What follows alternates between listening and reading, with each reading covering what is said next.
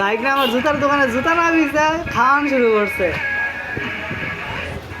খাওয়া লাগবে আগে, বিক্রি পরে, আগে পেট ফুট চলে। এই তো হাতের মধ্যে মরিচ নিল,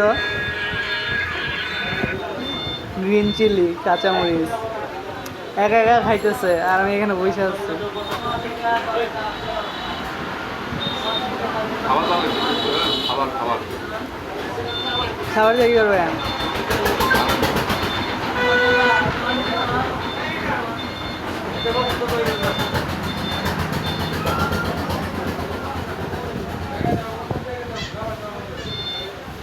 চলো।